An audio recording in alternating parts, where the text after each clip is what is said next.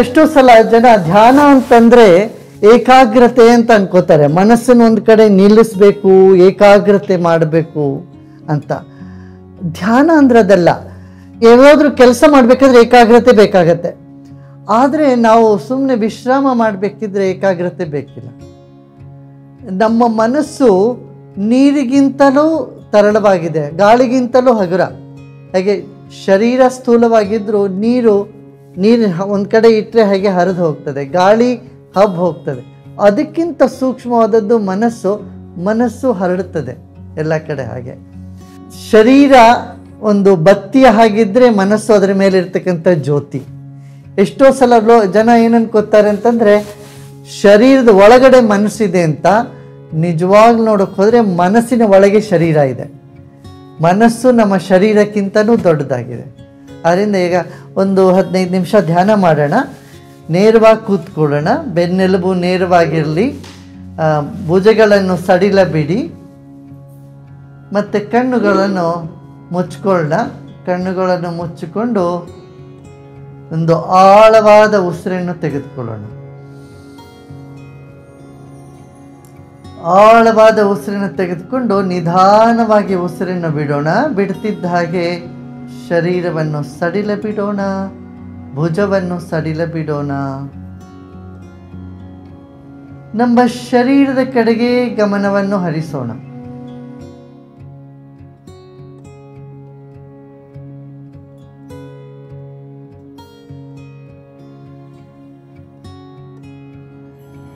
ನಮ್ಮ ಶರೀರವು ಭಗವಂತ ಕೊಟ್ಟ ಒಂದು ಅದ್ಭುತವಾದ ಉಡುಗೊರೆ.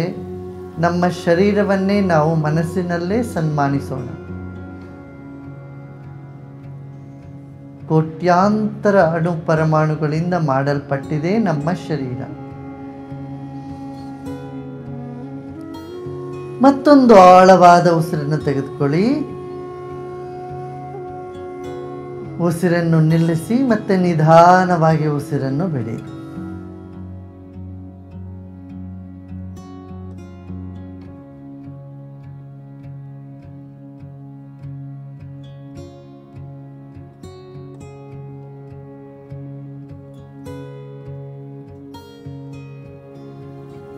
ನಮ್ಮ ಶರೀರದ ಹೊರಗೂ ಒಳಗೂ ಗಾಳಿ ತುಂಬಿದೆ, ಇದನ್ನು ಗಮನಿಸೋಣ. ನೀರಿನಲ್ಲಿ ಹೇಗೆ ಮೀನಿರುತ್ತದೋ ಹಾಗೆ ಗಾಳಿಯಲ್ಲಿ ನಾವಿದ್ದೇವೆ. ನಮ್ಮ ಒಳಗೂ ಹೊರಗೂ ಗಾಳಿ ಇದೆ. ಈ ಗಾಳಿ ಇಲ್ಲದಿದ್ದರೆ ನಮ್ಮ ಜೀವನವೇ ಇಲ್ಲ.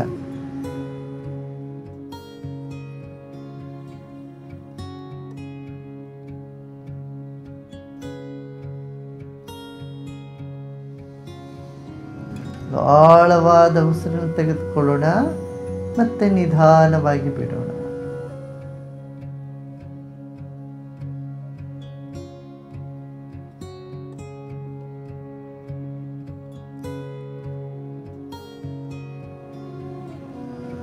ನಮ್ಮ ಮೂರನೆಯ ಆಯಾಮ ಮನಸ್ಸು.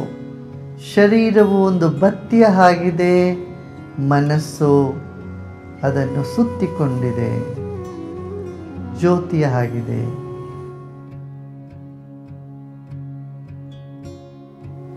ಶರೀರದ ಸುತ್ತಲೂ ಇರತಕ್ಕಂಥ ತರಂಗವೇ ನಮ್ಮ ಮನಸ್ಸಾಗಿದೆ.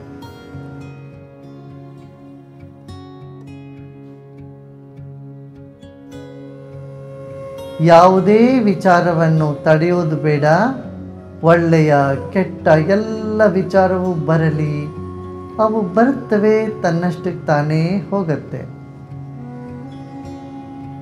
ಏಕಾಗ್ರತೆ ಮಾಡೋದು ಬೇಡ, ಬರೀ ವಿಶ್ರಾಮ ಮಾಡಿದ್ರೆ ಸಾಕು.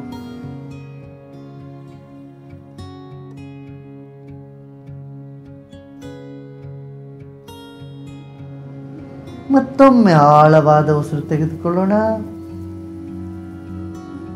ಉಸಿರು ಹಿಡಿದಿಡೋಣ ಮತ್ತೆ ನಿಧಾನವಾಗಿ ಬಿಡೋಣ.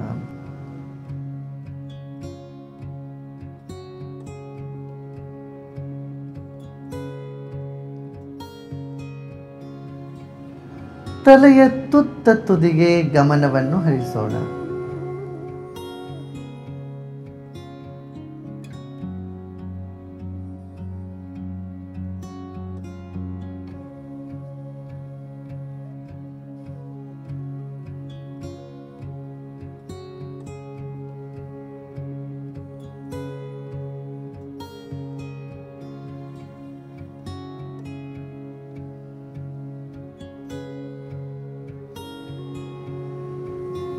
ತಲೆಯ ಮೇಲೆ ನಮ್ಮ ಗಮನವನ್ನು ಹರಿಸೋಣ.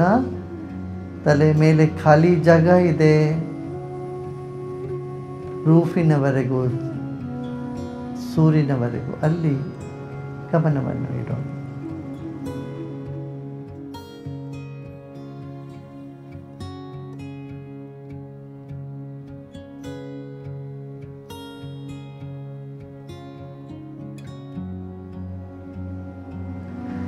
ಶರೀರವನ್ನು ಸಡಿಲ ಬಿಡೋಣ. Relax your body.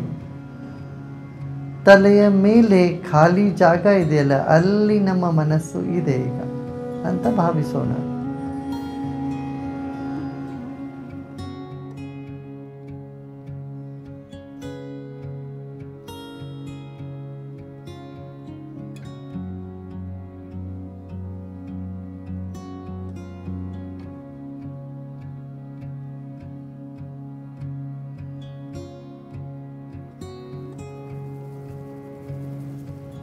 ಶರೀರದಲ್ಲಿ ಎಲ್ಲಾದರೂ ಒತ್ತಡ, ಮುಜುಗರ ಏನಾದರೂ ಕಂಡು ಬಂದರೆ ಅದಿರಲಿ, ಹಾಗೆ ಏನೂ ಮಾಡೋಕ್ಕೆ ಹೋಗೋದು ಬೇಡ, ಅದು ತನ್ನಷ್ಟಕ್ಕೆ ಹೋಗ್ತದೆ.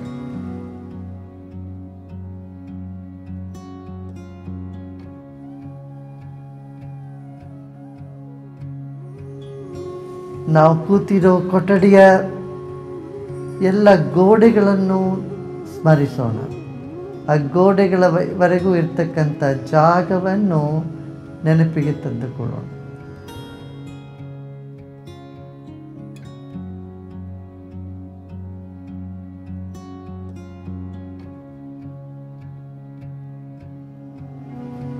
ಮನಸ್ಸು ಗಾಳಿಗಿಂತಲೂ ಹಗುರ.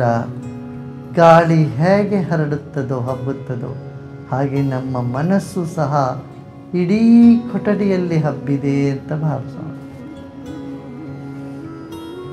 ಮುಗುಳ್ನಗೆಯೊಂದಿಗೆ ಒಂದು ಆಳವಾದ ಉಸಿರನ್ನು ತೆಗೆದುಕೊಳ್ಳೋಣ. ಮುಗುಳ್ನಗುತ್ತಿದ್ದ ಹಾಗೆ ಉಸಿರನ್ನು ಬಿಡೋಣ.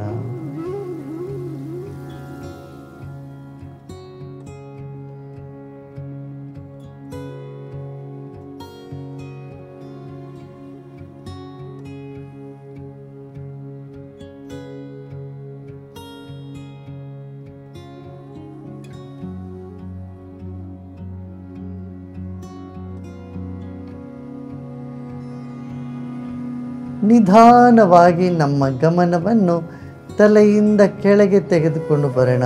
ತಲೆಯಿಂದ ಗಂಟಲಿಗೆ, ಹೃದಯಕ್ಕೆ, ನಾಭಿಯವರೆಗೂ ನಮ್ಮ ಗಮನವನ್ನು ನಿಧಾನವಾಗಿ ಹರಿಸುತ್ತಾ ಬರೋಣ.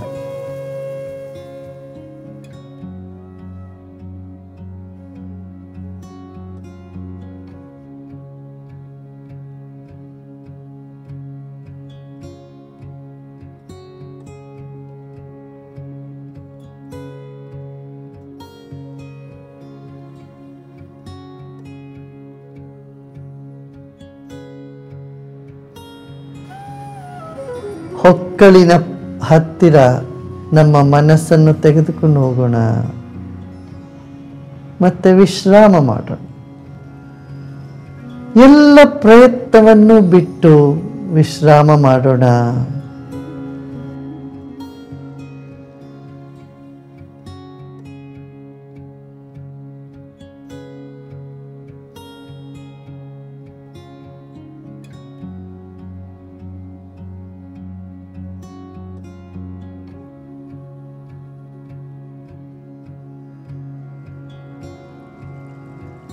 ನಾವು ವಿಶ್ರಾಮ ಮಾಡ್ತಿದ್ದ ಹಾಗೆ ನಮ್ಮ ಮನಸ್ಸು ಹಗುರವಾಗ್ತದೆ, ಎಲ್ಲ ಕಡೆ ಹರಡಲಿಕ್ಕೆ ಶುರುವಾಗ್ತದೆ.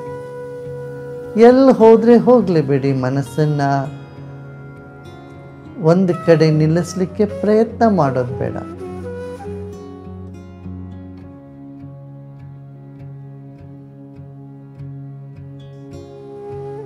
ಎಲ್ಲ ಪ್ರಯತ್ನವನ್ನು ಬಿಟ್ಟು ಬಿಡೋಣ. ಏನೂ ಮಾಡೋದು ಬೇಡ, ಸುಮ್ಮನಿರೋಣ.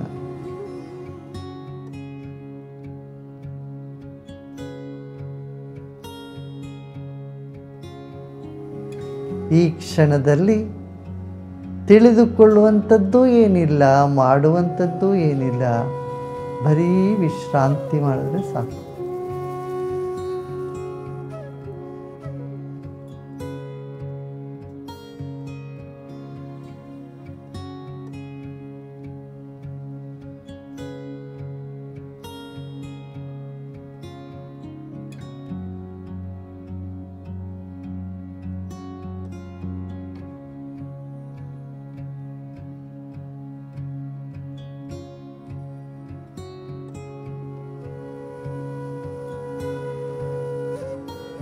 ಮುಗುಳು ನಗುತ್ತಾ ವಿಶ್ರಾಮ ಮಾಡೋದು.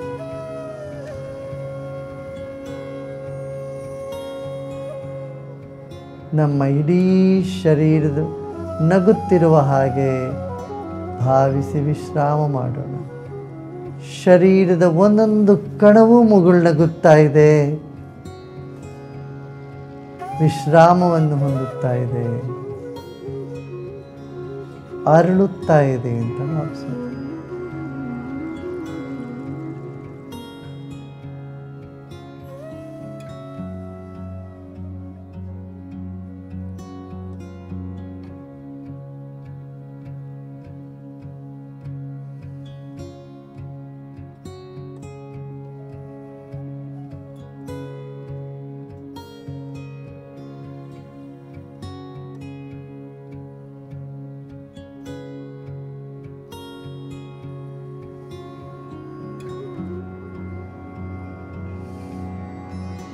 लोका समस्ता सुखिनो भवन्तु.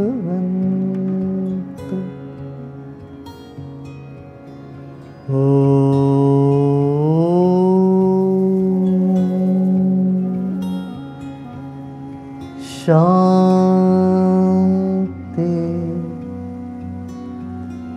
शांति.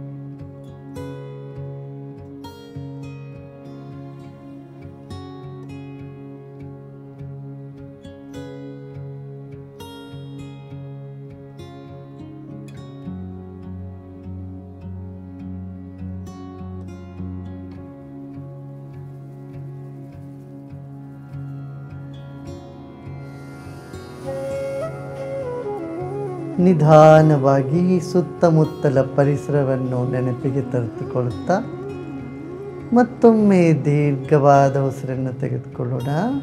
ಮತ್ತೆ ನಿಧಾನವಾಗಿ ಬಿಡೋಣ.